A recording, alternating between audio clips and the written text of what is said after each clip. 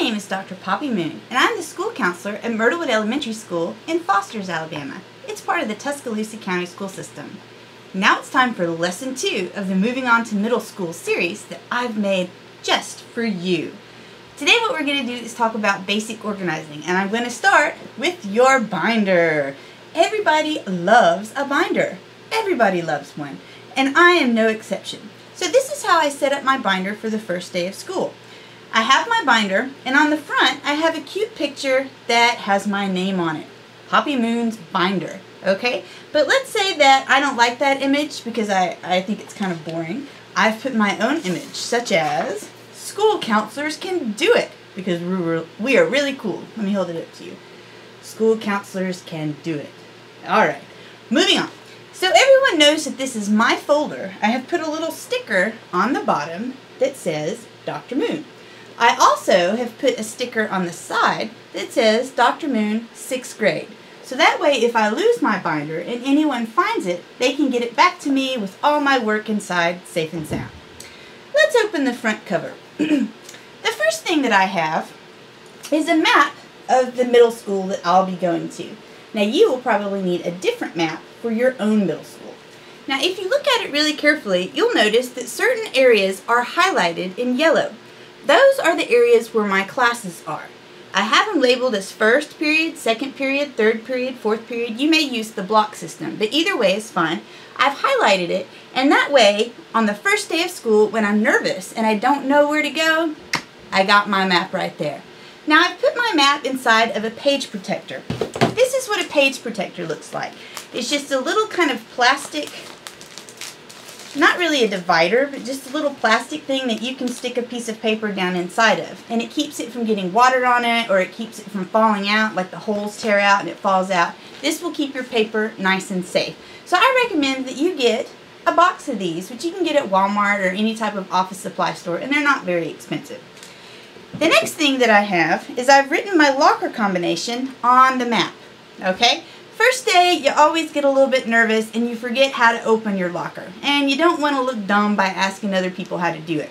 So, I have included, and I printed this off the internet, a how to open your locker guide.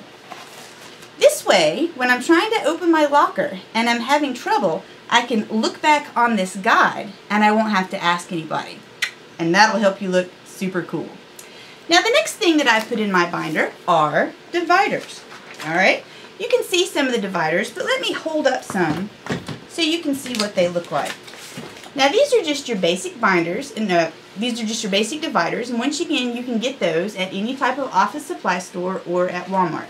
And they have these nifty little tabs on them that you can write the name of your class on a small piece of paper and slide them up into there, and you can find them really, really easily. But let's say that you are a kid that's on a budget and you don't have all kinds of money to buy these fancy binders.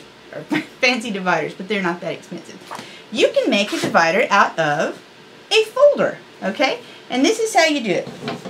You take your trusty scissors and you cut down along the bottom part where it's folded on the binder, okay?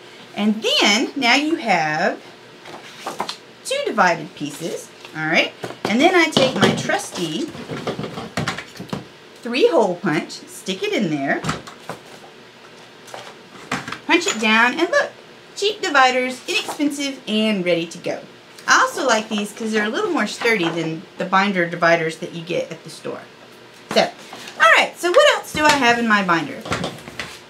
I've taken all my dividers and I've put the classes, each one, first period math, second period reading, third period science, and so on. I've labeled them all. When I go to my first class, the teacher's probably going to give you a list of the things that you're going to do during that year and some important dates like when tests, different things are going to come up. So what I do is I hole punch it and I put it right in behind that teacher. So here I have first period and I've got this behind it. Then, as teachers give me more things during the day, I'll put them in behind the other binders. Now this is one thing that I think is really neat. Sometimes when you're in middle school, you just have a terrible, horrible, no good, very bad day. So that's why I have some of my favorite animals' photos inside the book. So when I'm having a bad day, I can look at my animals and think, oh, they love me. They'll be waiting to love on me when I get home. And sometimes it just makes the day go by a little bit easier. In the very back, I have loose leaf notebook paper, and I'm going to talk about the different types of notebook paper that you can use in school. But this was short and simple, how to organize your binder for moving on to middle school.